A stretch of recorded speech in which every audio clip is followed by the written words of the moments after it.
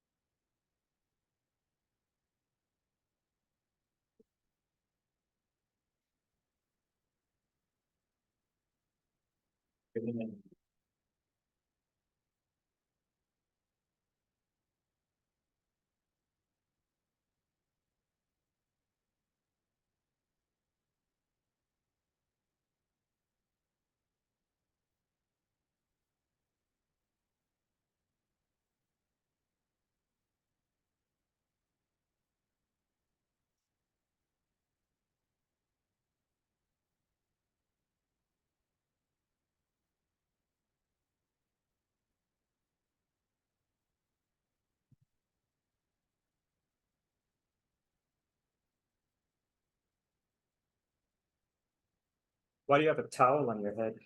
I had stuck there one day and I haven't taken it off. It's actually come in handy a lot of times. For Hands dirty. wiping your brow? I bike to school, so I get real sweaty. And Yeah. it's nice. For today, when my butt was not wet, I took a bike.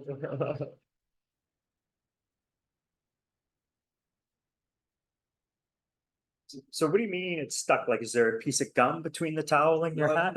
Microfiber, so I think it's like somewhat Velcro. Or Oh, so it's like maybe even staticky? Yeah. Yeah, I see. So if it was a super windy day, you might lose it? Hey, yeah. It's on there pretty good. It's been there for like 3 weeks now.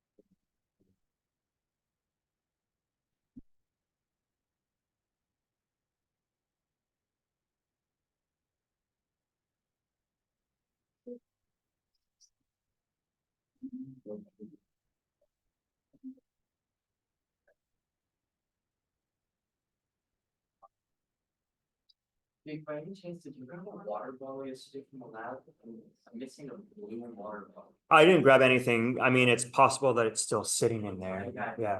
I tried to take a look around. Oh, okay. Really confused where it went. No, I don't know, but I'm gonna be around the labs for 2:31 tomorrow, so I'll keep an eye out. Yeah. Thanks.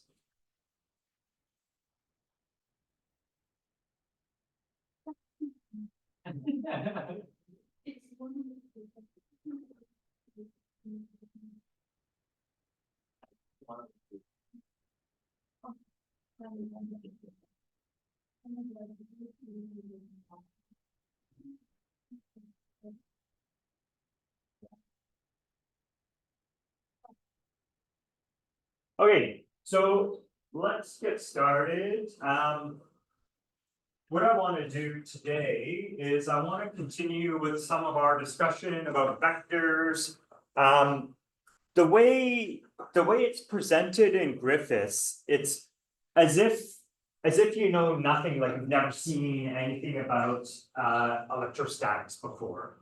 And so what I'm going to do is I'm going to try to sneak in a little bit about some electrostatics, just so that we can connect things that we have seen already about E and M to some of this vector stuff, in particular the vector calculus that we're doing.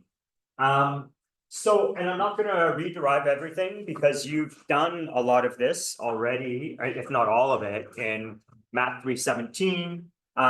So we'll do some kind of, we'll show where some of these results come from, but we're not gonna certainly do all of them. So the thing that we dealt with last time was introducing this del operator, which allowed us to take kind of different kinds of derivatives of scalars and vectors. And so what we're going to do today is we're going to start by talking about some product rules when we're applying the del operator. And there's a bunch of different types of product rules that we could have. There's 6 of them in total, and I've listed all of them right here. Sorry, this is probably not. Sorry, these were the notes that I made for myself. What I want to do is to start filling these in for you. I just got to find the right one. So is it this one? Yeah, here we go.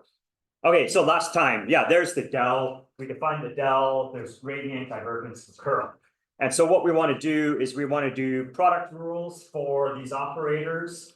Now, the gradient can operate on scalar functions.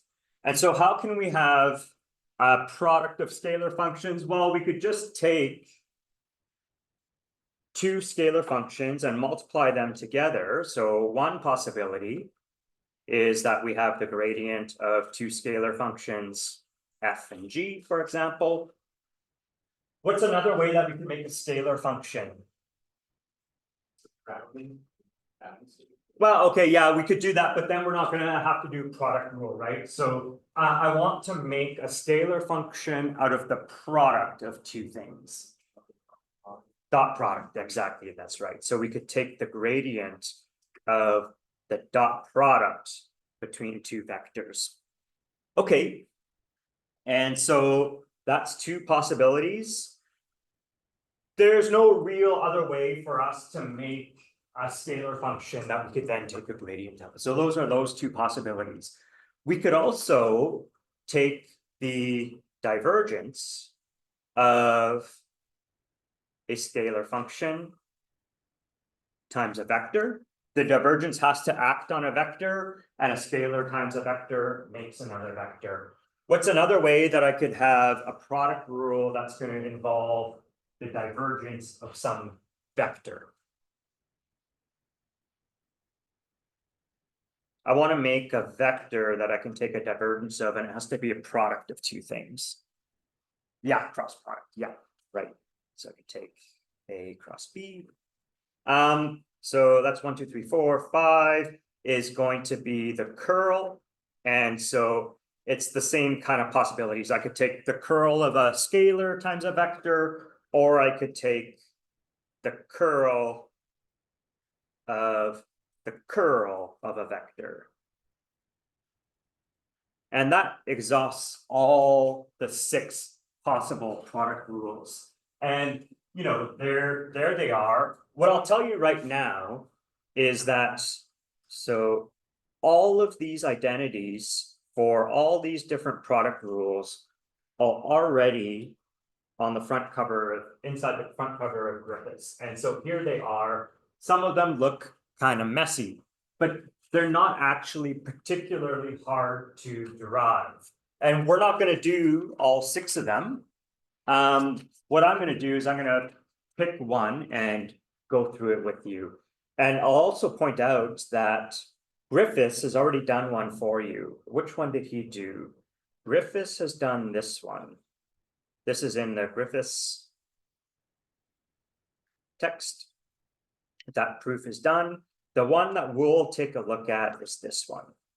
So we'll do this one, just as an example. But there's nothing special about picking that one. I just picked one to work on. Okay, so let's try to work on the divergence of the curl, or sorry, of the cross product of A and B. All right, I can't remember cross products in my head very well, so I always have to just write down the determinant of a matrix. So much. Yeah. If you sit down and concentrate, you can do it in your head, but it's a bit faster for my slow CPU in my head to write down the matrix. Okay, so let's go divergence of the curl. Sorry, I keep saying curl, of the cross product. So we're gonna have the x hat term is gonna be ay bz minus az by. So ay bz minus az by. And then we have minus the y component is going to be ax bz minus az bx. And then we're going to have plus the z component is going to be ax by minus ay bx. Okay. And then the divergence is the x derivative will act only on the x component, the y derivative acts only on the y component, and so on. Okay, so let's see what happens. We'll get d by dx of ay bz minus az by minus d by dy of ax bz minus az bx plus d by dz of ax by minus ay bx. The other thing I'll note is we're doing this in Cartesian coordinates, but these results don't depend on the coordinate system you're using. You could do this in cylindrical or spherical or whatever, and the identities are still going to hold. Okay. Now, we're trying to work out the product rule. So what we're going to have to do is we're going to have to use the product rule for ordinary derivatives of single variable functions, right? Well, these aren't necessarily single variable functions, but this is a single variable derivative. Okay, so let's just write it all out.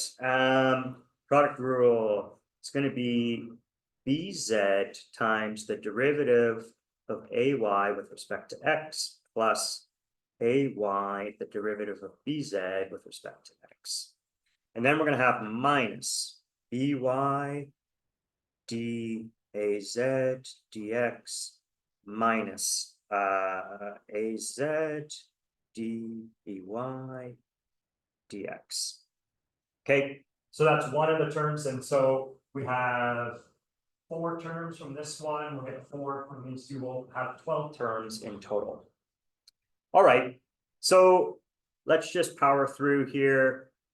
Minus ax dbz dy minus bz dax dy plus az dbx dy plus bx daz dy, and then one more plus ax dby dz plus by dax dz minus ay dbx dz minus bx day dz.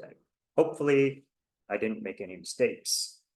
But what we should be able to do now is find, here's something with a bz coefficient. Is there another bz coefficient? It's right there. And if we look at these two, the derivatives are different. So we're just going to collect those terms, and then we'll collect the terms that involve, say, ay and ay, and then we'll have by with a by, And then we'll have an AZ with an AZ. And then we'll have a AX with an AX. And then we'll have a BX with a BX. Okay. So let's see what happens if we do all of this. Let's start with BX. So BX, where are they? The green area lines on top. So it's DAZ dy minus DAY dz. Any guesses on what this is?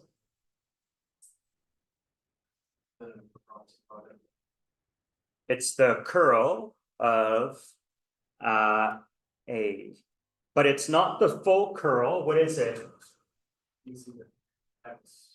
It's, yeah, it doesn't have X in it, so it's the X component of the curl, right? So this is the X component of the curl of A. Okay, let's do the BY. What I'm expecting is to get the Y component of the curl of A, and the Y component of the curl of A won't involve Y at all. So here's BY DAX DZ minus, where's the other BY minus DAZ DX. And so this is going to be the curl of A, but it's only the Y component. Okay, so plus BZ. We'll do this one more and then we'll just write down the results for the other one. So BZ is the red one. It's DAY dx. So there's no Z in here. Minus, it has to be DAX dy. And let's see if that's true. BZ, where are you? Why can't I see the other BZ? Oh, there it is. AX dy. Good. Okay, and so this is the curl of A, but it's only the Z component. So if I have BX times the X component of this curl, BY times the Y component of the curl, BZ times the Z component of the curl, how could I re-express all of that? Dot product of B with. Yeah, that's right. So all of this stuff is the equivalent to B dot curl of A. Now, I've only done half the terms.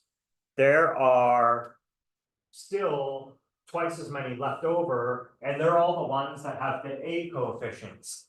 That's going to end up to be minus A dot the curl of B, and I'll leave that for you to confirm. But overall, what we end up with then is that the divergence of A cross B is equal to the dot product of B with the curl of A minus A dot curl of B.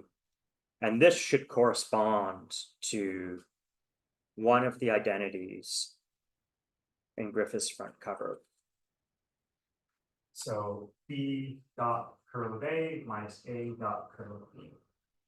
Okay, and you could prove any one of these identities using the same procedure. What it's always going to boil down to is applying the normal product rule to these types of functions and then kind of identifying some equivalent way of expressing them. All right, good. So the other thing we can do is we can take double derivatives. So in Griffiths, this is section 1.2.7, and these are second derivatives. Derivatives involving del. So let's just delineate the possibilities. Okay, so what could I do? I could want to take the gradient of something. The gradient of something is going to have to be the gradient of a scalar function. And I want to have a second del in there. And so what I could do is I could take the divergence of A, that gives me a scalar, and then I can take the gradient of that, and now I have two del operations. The other thing I could do is I could take the divergence of a vector, and I can construct a vector by taking a gradient of a scalar.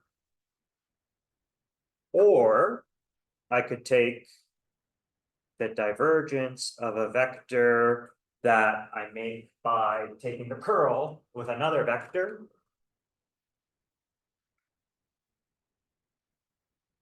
I don't know, I guess I was using V for these ones to be consistent, I guess. So those are the two divergence ones, and then there's curls. So I could take the curl of the gradient of a scalar, and I could take the curl of a vector. I can't take the divergence of a divergence because once I take the divergence, I get a scalar, and then that doesn't work. So there's 5 possibilities. And it turns out that there are some that we'll encounter commonly. So what we're going to do is below, we consider the possibilities that we'll encounter in Phys 301. And in fact, we'll consider the possibilities that you generally encounter in all physical situations, and won't worry about the ones that don't show up. So let's start with the divergence of a gradient of a scalar function.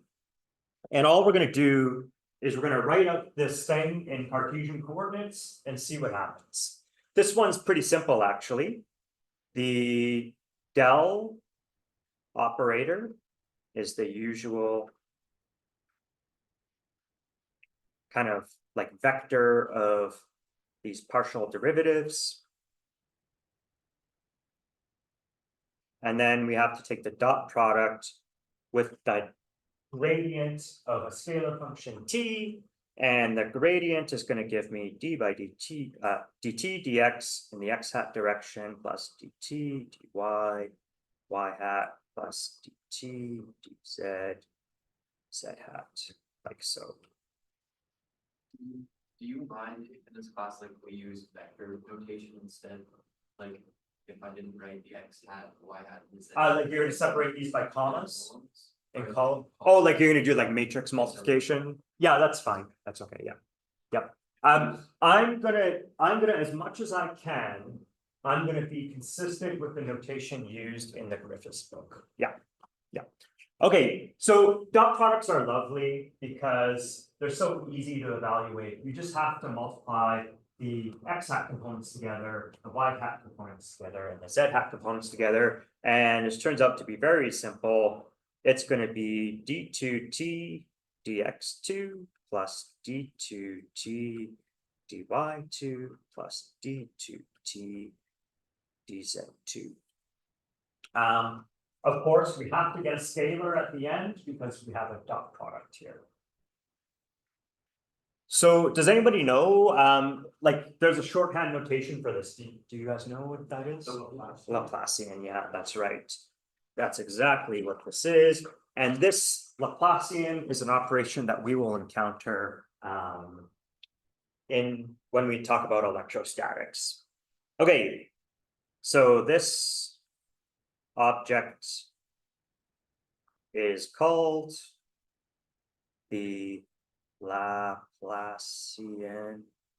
and it is given the following notation.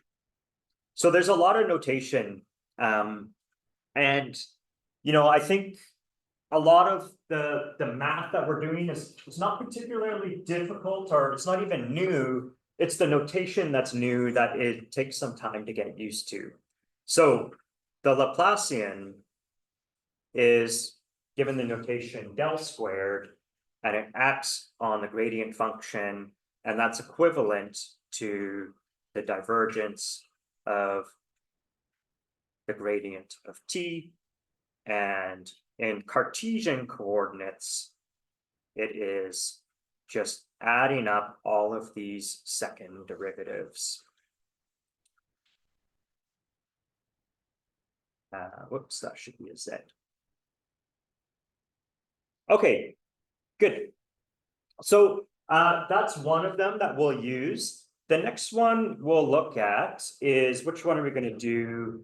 We are going to do the curl of the gradient. So next, consider the curl of the gradient of t.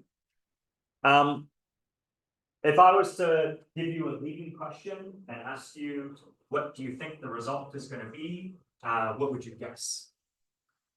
0, right? If I'm going to ask you just to guess an answer, 0 is a pretty reasonable guess, because that's something that's easy to spit out without having to do much of a calculation.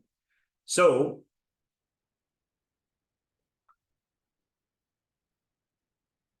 we'll do our determinants. So we're going to have x hat, y hat, z hat. And then what we have to do is, in our cross product, we have to put the components of that first vector, which are going to be these partial derivatives. And then the components of the second vector, gradient of t is going to be dt, dx for the x component, dt, dy for the y component, and dt, dz for the z component. And then we just have to evaluate all of this stuff. What I'm going to do is I'm going to evaluate the x component of this cross product, of this curl. And I'll leave it to you to confirm that the same thing is going to happen for the y and z components. So this is equal to x hat. Cross out the first row and the first column, dy, dt, dz. d by dy acting on dt by dz minus d by dz acting on dt dy. Okay, and then we'll have a minus a y hat component with some stuff in there, and plus a z hat component with some stuff in there. Here we have two derivatives of t, one with respect to y, one with respect to z, minus two derivatives of t, one with respect to z, one with respect to y. But the order of derivatives doesn't matter. So these two terms exactly cancel, and we get 0, and we'll get 0 here, and we'll get 0 here. Okay, and so therefore, the curl of the gradient of a scalar is always 0. This is where the first time for today, I'm going to sprinkle in a bit of E&M. In fact, we wrote down, I think it was in the last class, that the electric field can be expressed as the gradient of the electric potential. There's a minus sign, but it's still the gradient of a scalar function. So from electrostatics, we know that E is equal to minus the gradient of V. Remember, we were looking at this this map of electric potential, which had these contours or equipotential lines and electric field vectors. And we noticed that the electric field points in the direction of steepest decrease of the potential, and that's just anti-parallel to the gradient. And so that's why there's a minus sign there. Okay, so therefore, if I was to look at the curl of E, I could write that as the curl of minus the gradient of V, but that's just minus the curl of grad V. But we've already said the curl of any gradient of any scalar has to be 0. And so this is 0. And so therefore, the curl of E is going to be 0. That is a Maxwell equation, yeah. So, you know, the goal of this course is to get 4 Maxwell's equations. We might get 3 of them today. We'll see, okay? So this is one of Maxwell's equations. I'm going to put a qualifier statement next to this. It is for electrostatics. So this is for the case of constant electric fields and magnetic fields. We'll end up kind of revising this a little bit later. Okay, but for now, that is one of Maxwell's equations. Okay, good. So the next one that we'll think about is consider which one we want to do. We want to do the divergence of a curl of a vector. Okay. So what's that going to be equal to? How did I write it? So the divergence of the curl. So I'm going to write down this curl here. So the curl, let's see if we can do it in our head. X hat. So we're going to have the derivative with respect to y acting on the z component minus the derivative with respect to z acting on the y component.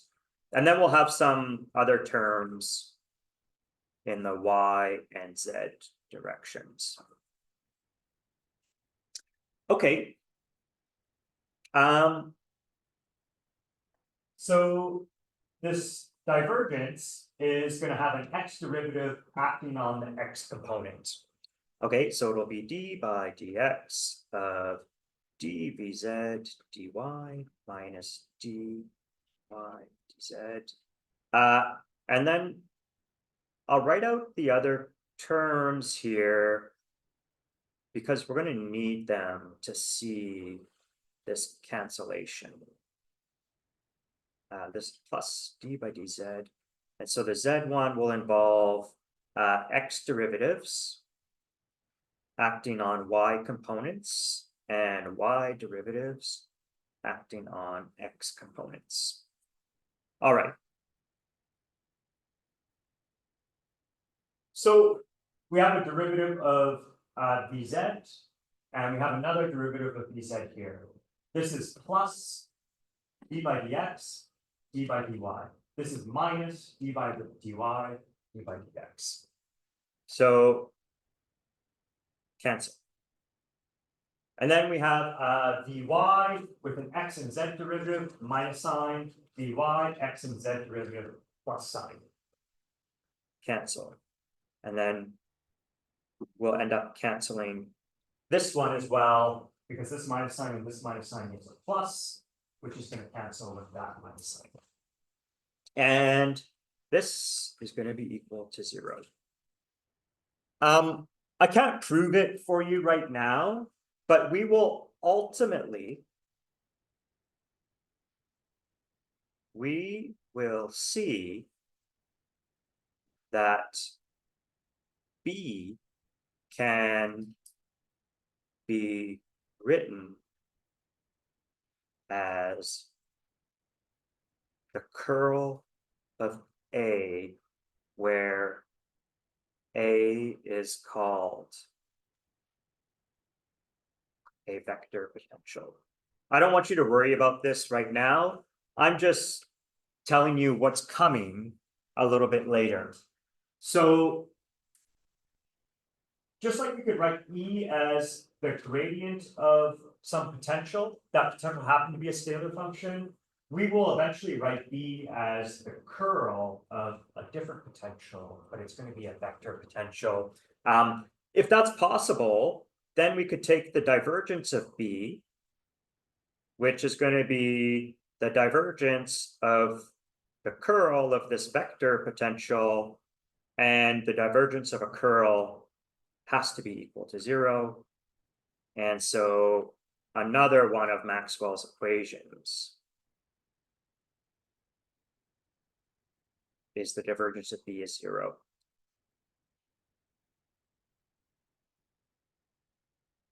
Those are actually the ones that we didn't know from first year. Does anyone, what are the other Maxwell's equations for electrostatics?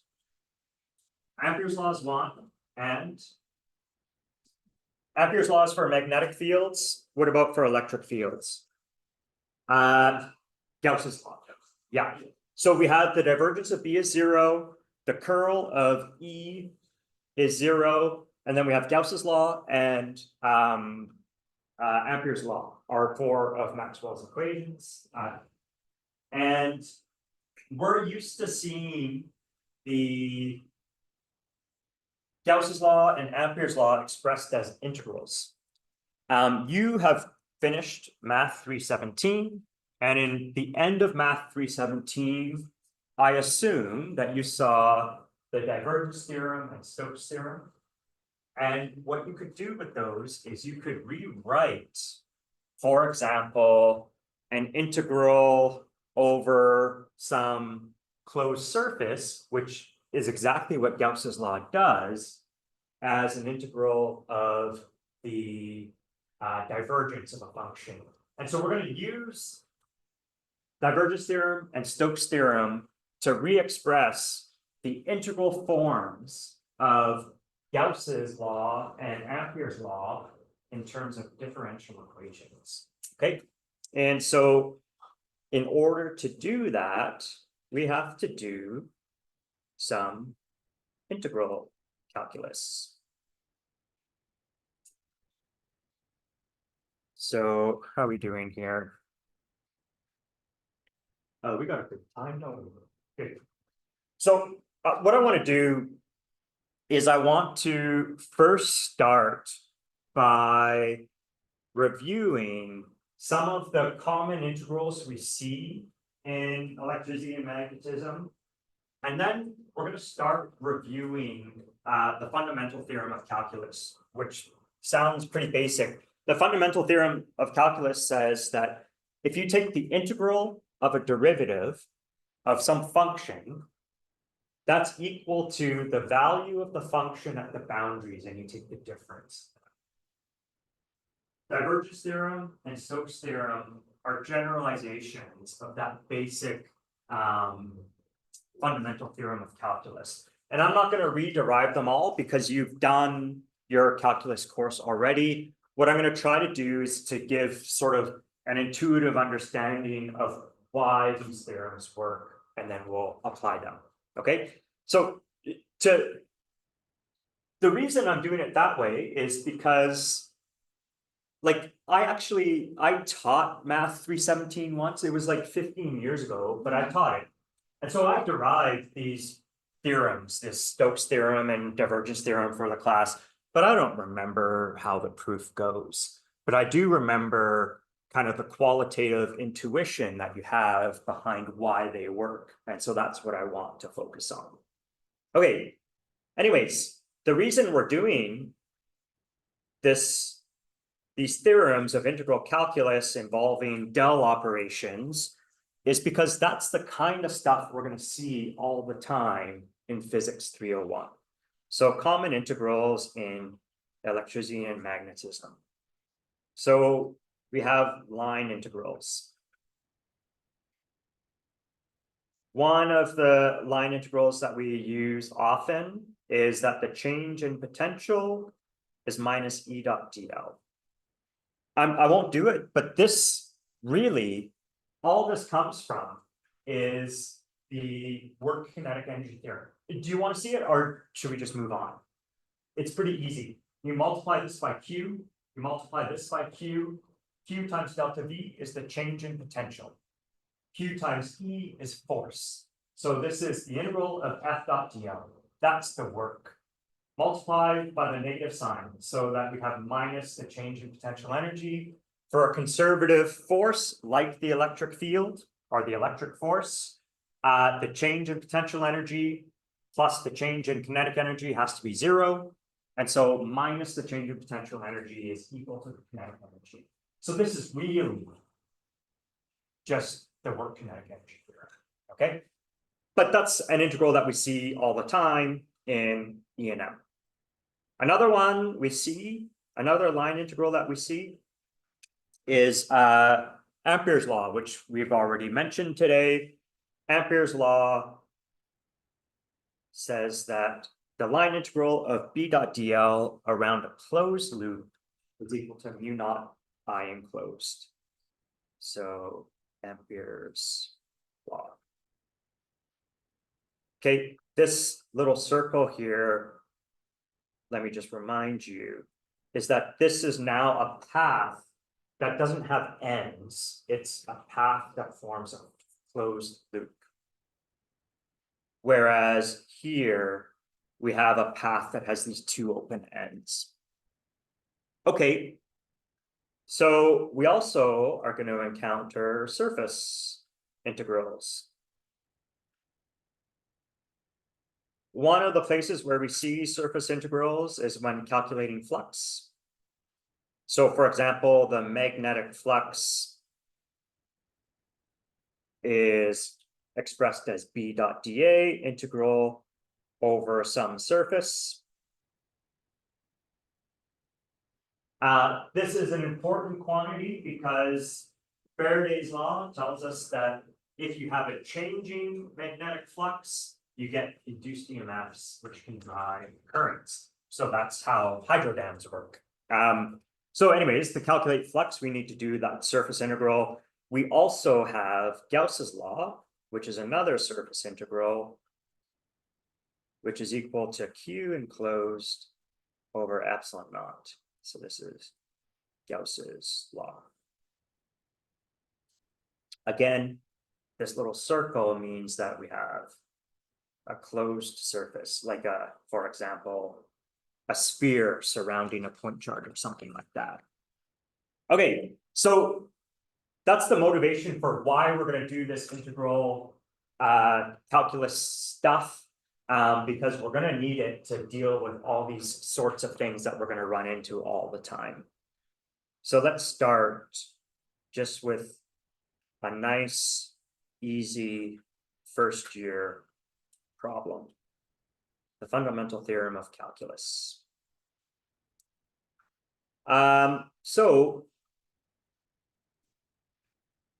I'll just write down the result. The result is if we integrate the derivative of some function with respect to x over the interval from a to b, that's just going to be equal to the function at b minus the function at a.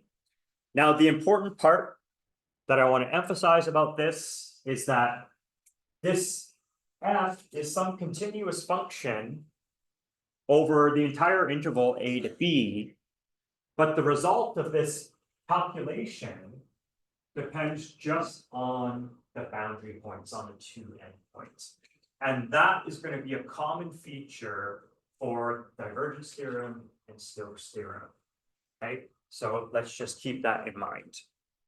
All right, so how can we interpret this result? What I'm going to do is I'm going to re-express the integral as a Riemann sum.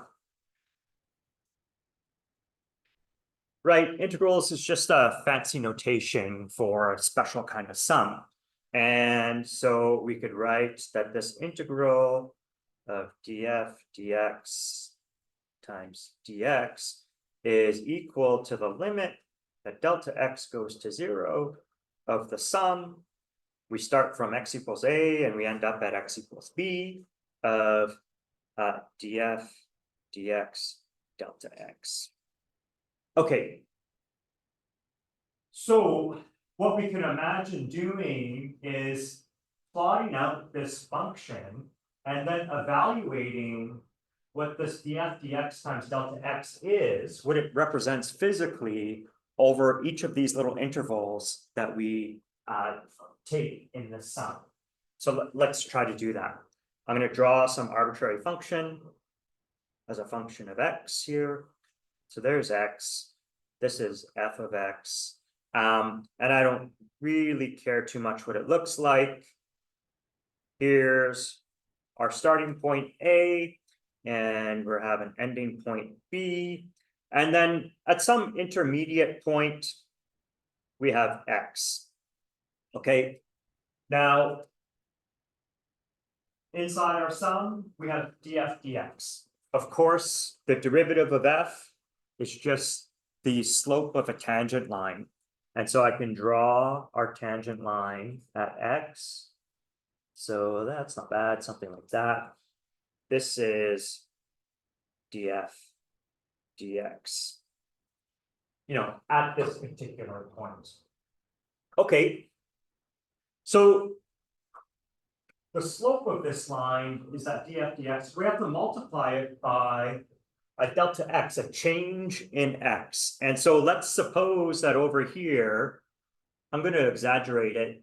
The step that we're actually taking is infinitesimal, but I'm going to draw it a little bit bigger just so that our picture looks reasonable.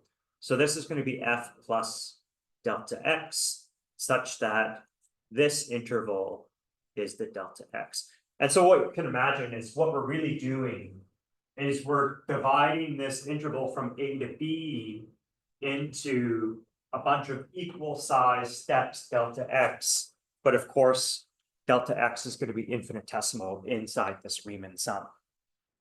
All right, so the slope is just rise over run, and delta x is just a run along our x-axis. So if we take rise over run times run, we just get the rise of the function, and all that is the rise of our function is just this thing, which is our df dx times delta x. But what else is it? This is just the value of the function at x. So this is also just f of x. And over here, this is just the value of the function at x plus delta x. So this is f of x plus delta x. Now that's an approximation because our tangent line doesn't follow the actual function exactly, but as I shrink delta x to 0, it does become exact. And so what that means is that this df dx times delta x is just equal to the difference between these two. And so from this plot, df dx delta x is just f of x plus delta x minus f of x. So if we stick that into our Riemann sum, then this integral that we're trying to evaluate is equal to the limit that delta x goes to 0 of the sum from a to b of, well, it's just f of x plus delta x minus f of x. And if we just start writing out some of those terms, the first one is x equals a. So we end up with f of a plus delta x minus f of a. Then the next term in the sum, we've stepped delta x, so we're gonna have f of a plus 2 delta x minus f of a plus delta x. So we'll have plus the second term in our sum is f of x plus, f of a plus 2 delta x, our second step. And I'll write out one more. We're going to get f of a for our third step. We would be 3 delta x's away. A plus 2 delta x. And then there'd be a bunch of other terms. And we're going to eventually get to our last one where we're going to be at b. And then we're going to have to subtract f of b minus delta x, right? So the last step before we got there. All right. So that's what our Riemann sum represents, all this stuff. But what we should find is that we have f of a plus delta x, and we have minus f of a plus delta x. And that's going to cancel with that. And then we have f of a plus 2 delta x, and we have minus f of a plus 2 delta x. And so that's going to cancel. I didn't write it down, but we have an f of a plus 3 delta x. This next term would have a minus f of a plus 3 delta x. I didn't write it down, but the previous term would have a plus f of b minus delta x. It would cancel. The only terms that are not going to cancel are that one and that one. Okay, and so that is the fundamental theorem of calculus. And the intuitive understanding is that if we break this up into a sum and we just add up all the little changes in height of the function, then all that really matters is how different in height on our plot are the two endpoints. And that's what we just proved. This is f of b minus f of a. And so that's the fundamental theorem of calculus. Okay, does that make sense? Any questions? All right, so what we want to do is we want to generalize this to our other new types of derivatives. And we have 3 types of new derivatives. We have gradient, divergence, and curl. We'll start with the gradient. That one doesn't have a special name, but the fundamental theorem for divergence is going to be the divergence theorem, and the fundamental theorem for curl, for some reason, is not the curl theorem, it is Stoke's theorem. Okay, so let's do the fundamental theorem for gradients. This one is very similar to the original basic fundamental theorem of calculus. So similar to above, but applies to scalar functions of multiple variables. Right, so we could have some scalar function t that, say, depends on 3 position coordinates. Whereas in the example above, f was a function of only x. Okay. Well, one of the things we did in a previous class, I don't remember if it was 2 classes ago or last class, but we said the way that you could get the change in t from taking a step in an arbitrary direction was by taking a dot product with the gradient. So if you look back in our notes, something we worked out was this.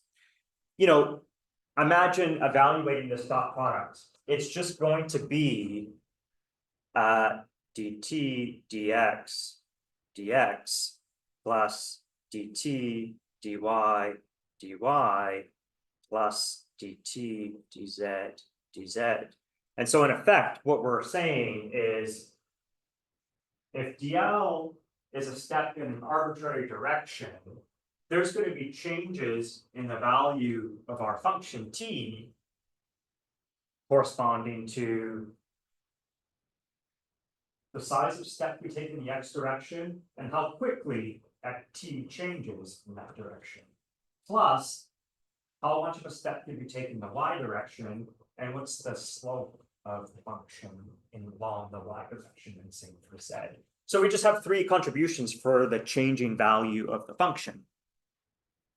So the fundamental theorem for the gradient looks like this. We're going to start with an integral from a to b, but now a and b are vector quantities because they have positions in three-dimensional space rather than just some position along an x-axis.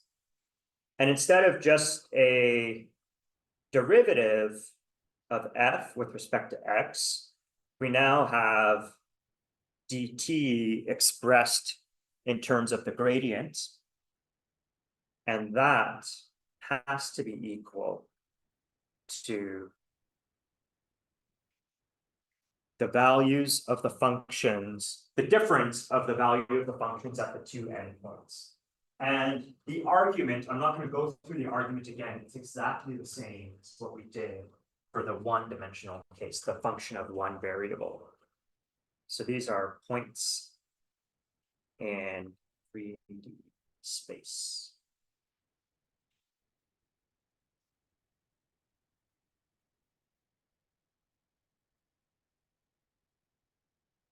Okay, so let's try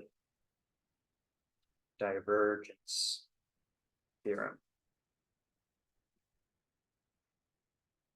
If we can do the divergence theorem in 20 minutes or something, then we'll be able to write down a third explicitly.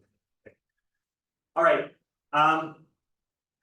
Before we do the divergence theorem, let me tell you one way to evaluate whether a vector field has a divergence or not. So one way to determine if a vector field V has a non-zero gradient is to examine the flux through an infinitesimal sphere.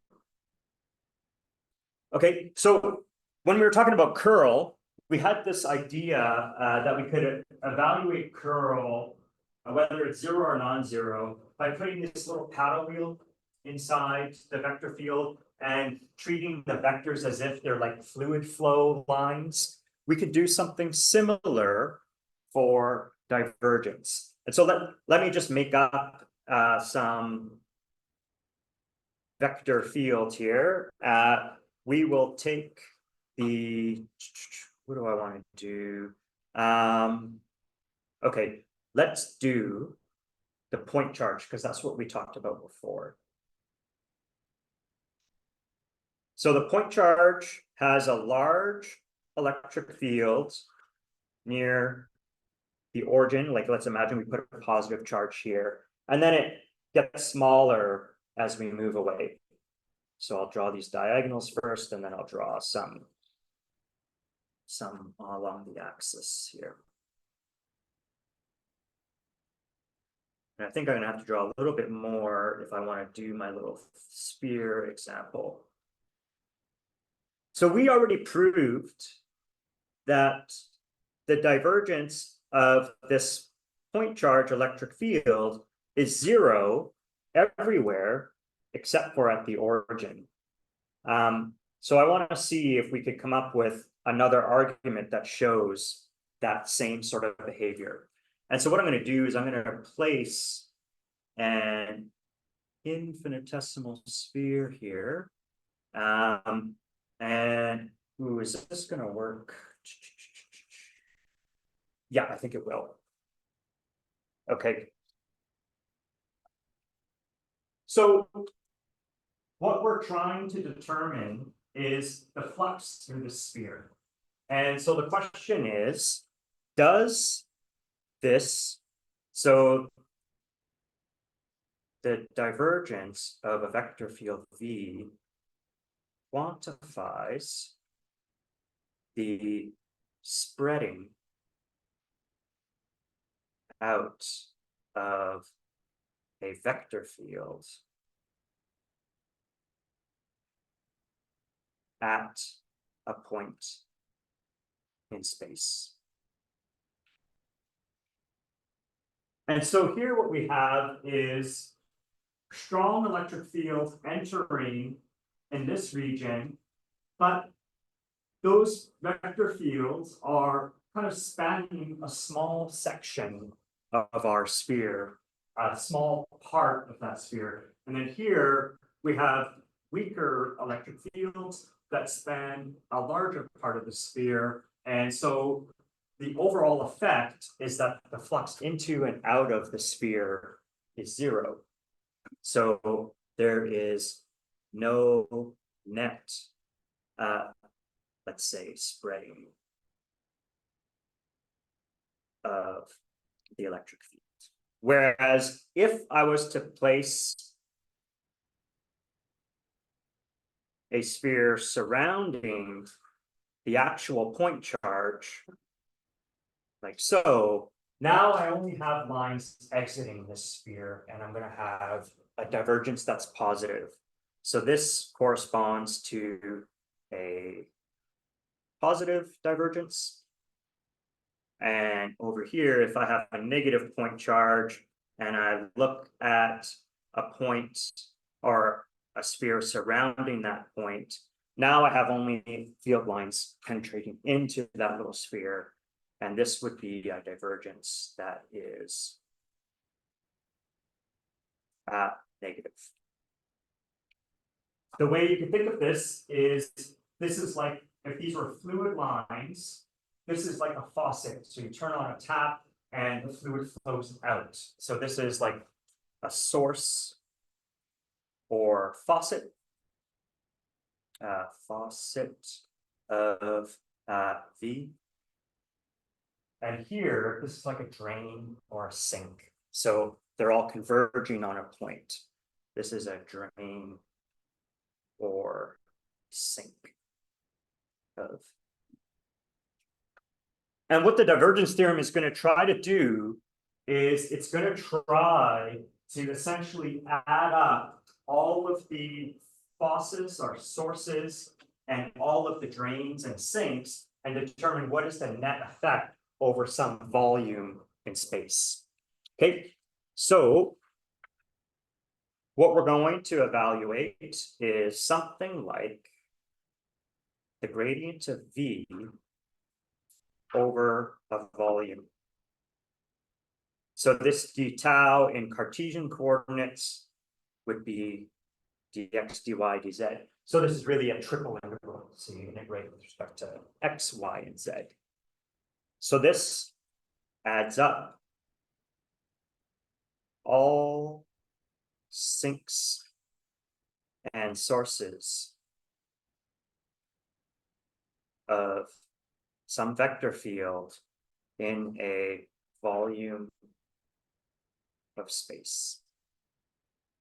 So what you could imagine if you want like an E&M type analogy is that you have a region of space that's filled with various point charges. Some are positive and some are negative, and they end up canceling out. But if there's, say, an excess of positive charge, you're still going to have a net flow of electric field lines out of that region of space. And if you imagine a surface surrounding whatever volume that you're thinking about, you will have, therefore, excess field lines exiting that surface. And so what you can do is, instead of adding up all sources and sinks in a volume, you could just count the number of field lines that cross the surface and you get the same information. That's the idea about divergence theorem. Okay, so some sinks and sources in the volume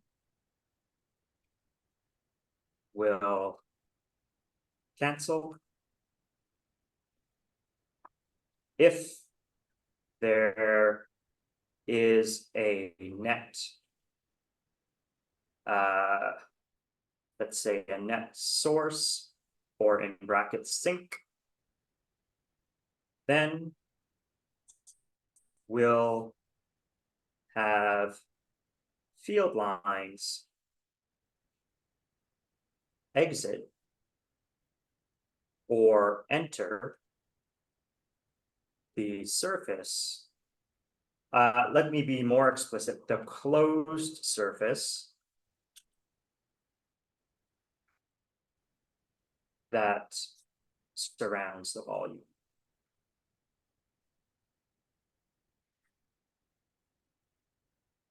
Okay, so therefore, we can instead simply track the flux out, the flux of V out or into this surface.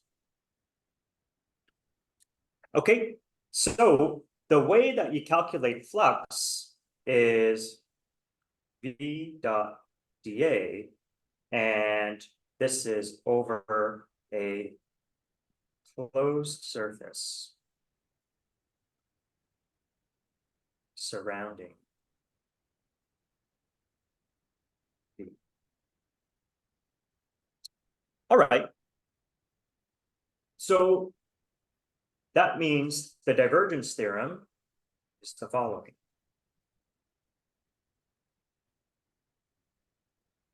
We wanted to start with the integral of the divergence of a vector field over some volume. And the divergence theorem says that's equivalent to the flux of V through the surrounding surface. All right, so what I'd like to do is I'd like to connect this again to some electrostatics that we already have seen in the past. So let's say application to electrostatics. All right, so let's recall which we know we've got two of the Maxwell's equations, and so there's two more left. You told me they're Ampere's law and Gauss's law. Which one has a form of like integral over a surface? Gauss's law. So let's recall Gauss's law. Gauss's law said that the integral of E dot dA is equal to Q enclosed over epsilon naught.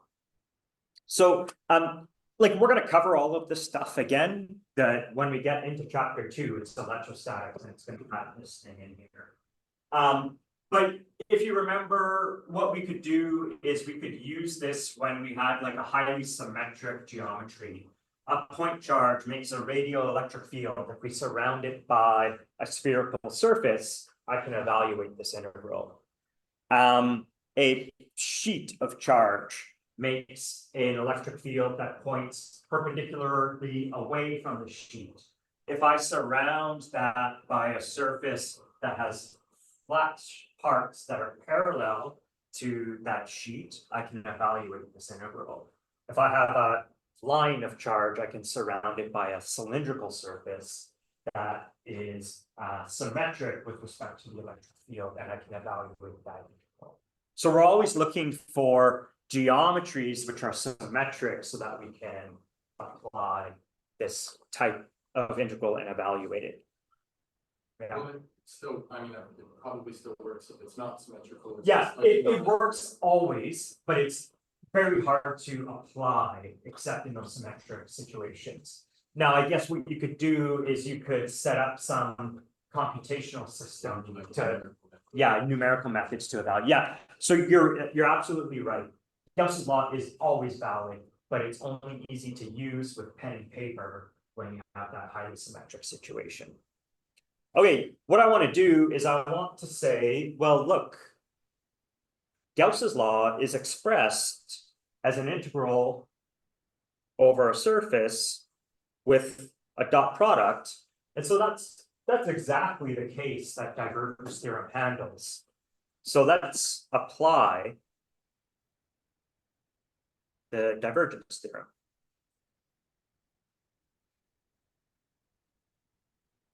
So the divergence theorem says, well, I'll start with the surface integral, Gauss's law. And divergence theorem says that that's equal to a volume integral of the divergence of the vector field, and so d tau. And then we know that that has to be Q enclosed over epsilon naught. Okay. Well, let's think about this. If I have some surface or some volume, and inside that volume, there's some distribution of charge, I can define a charge density, a charge per unit volume.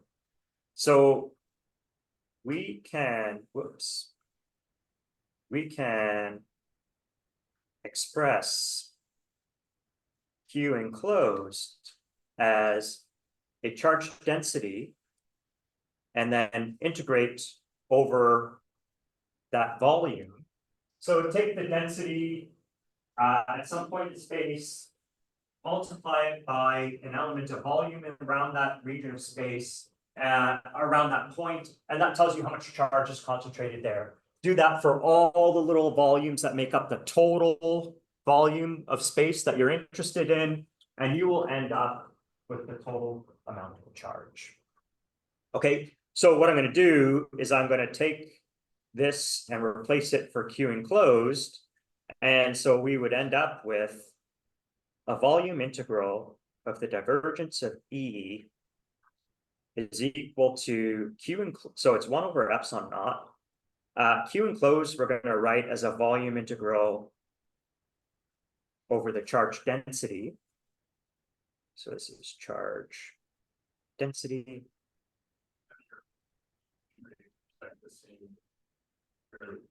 Yeah, these are the exact same integrals over the same volume of space. And so as one last kind of, I think you can see probably where this is going.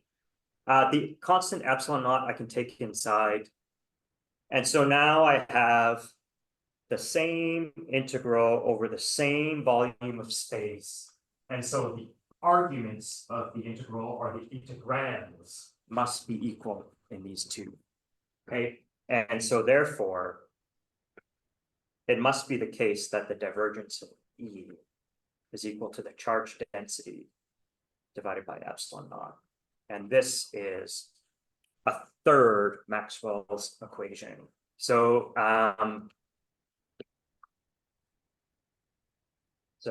let's say another Maxwell's equation.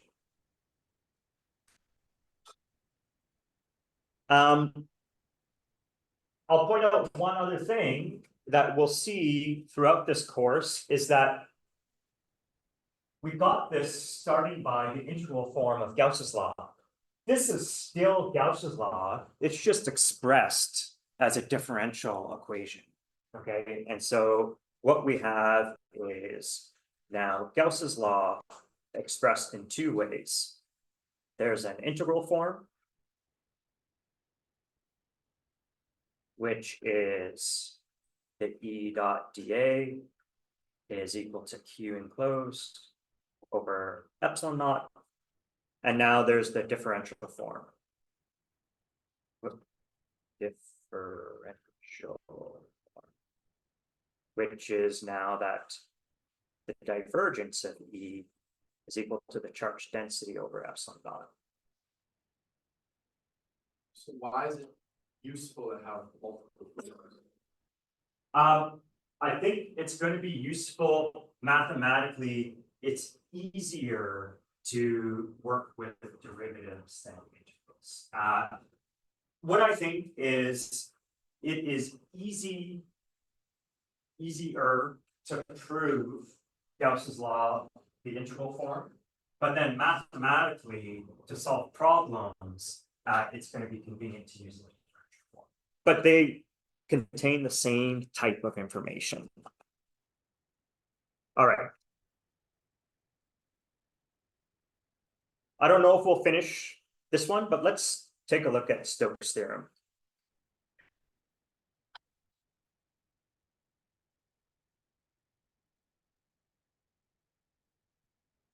So I'll just write down the result of Stoke's theorem. Divergence theorem obviously had a divergence. Stoke's theorem has a curl. And this is a surface integral over the curl. And what we're going to show is that that is going to be equal to this line integral. And maybe you could already see where this is going to go, because the line integral is like Ampere's law. And so we would have a B dot dl is equal to mu naught. Yeah, line closed, yeah.